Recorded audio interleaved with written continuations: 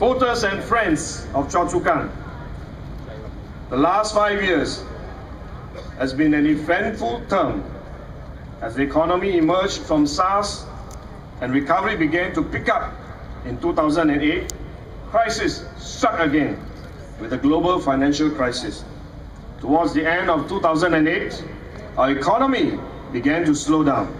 We were fearful of the potential impact of the global crisis on Singapore. We were uncertain how long or how severe the crisis will be, or how many Singaporeans will be affected. We therefore took decisive actions to minimize the impact of the crisis. The government, together with our tripartite partners, introduced SPUR, Skills Program for Upgrading and Resilience, in December 2009. We brought forward the budget and rolled out the resilience package, including the jobs credit. We avoided massive retrenchment and high unemployment rate. By the second half of 2009, our economy began to turn. While many economies in the rest of the world, including the United States, are still struggling. By working together, we help companies cope with the recession and help our workers keep their jobs.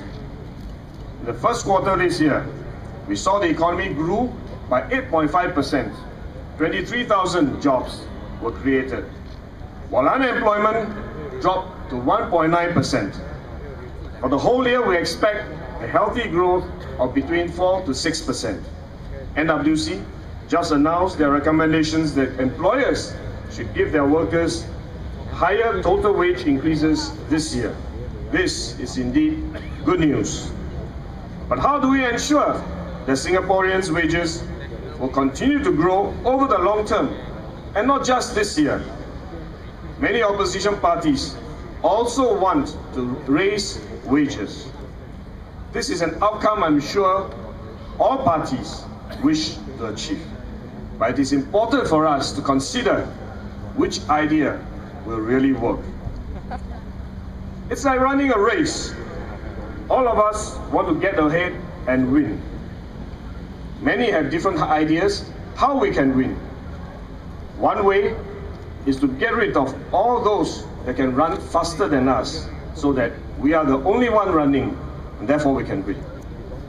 Another way is to set rules to disallow others from running faster than us, and therefore we are the only one that can run faster. These are ways for us to win, true, but the win is not real and not sustainable. In the real world of global competition, we cannot get rid of other competitors, and we cannot set rules ourselves unilaterally. The real solution is to train hard and put on the best shoes. This is what the PAP government is doing. There is no shortcut. It requires a lot of commitment and hard work from every one of us, but it is the real solution. For the PAP government, we are doing 3 things to help us get ahead and grow Singaporeans' income faster. Create more job opportunities that pay better. Helping Singaporeans acquire the skills to take on these better paying jobs. Improve productivity so that we can continue to grow Singaporeans' income over the long run.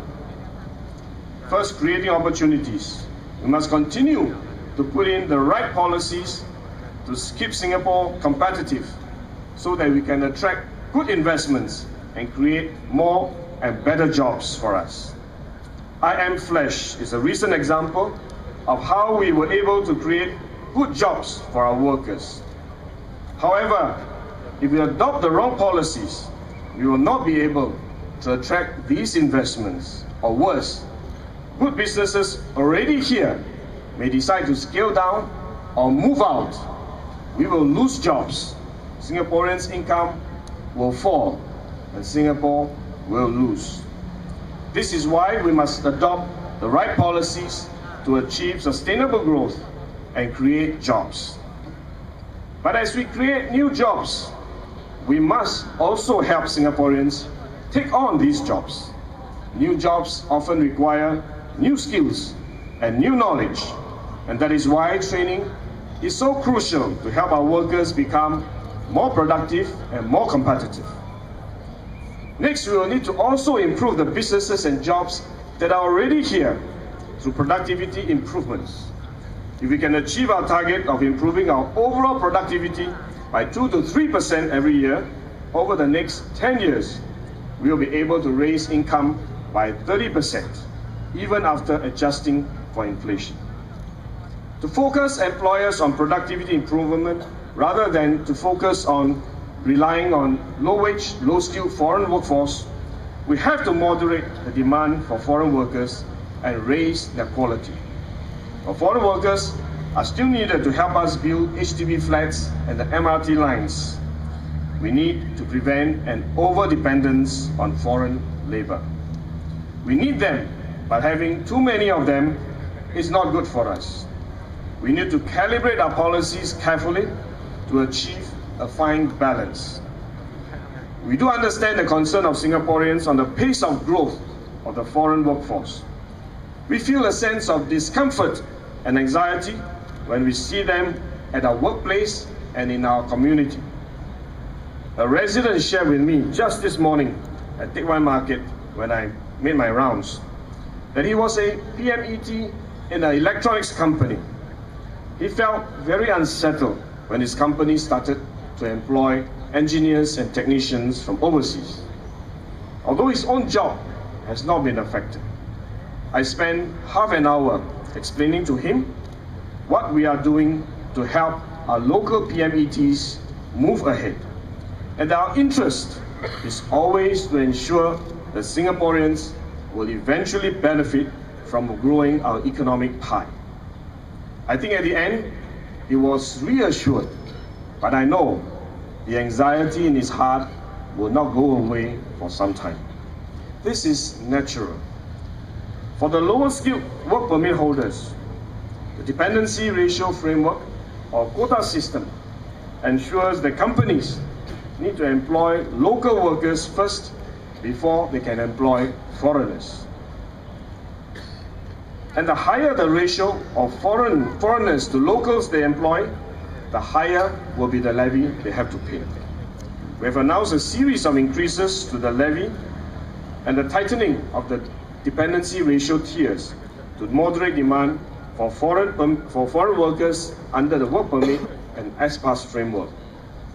We have also announced in Parliament earlier this year that we will raise the salary threshold needed to qualify for employment pass and S-Pass in order to encourage employers to be more selective and go for higher quality, better quality foreign talent.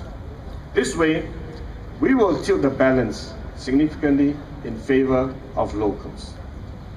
We take a two-pronged approach to give local workers a significant advantage over foreigners. On one hand, we moderate the demand by raising the levy and tightening qualifying criteria. On the other, we help local workers to go for training to become more productive and more competitive. This is a win-win strategy to ensure we will continue to enjoy sustainable growth and that Singaporeans will benefit from that growth.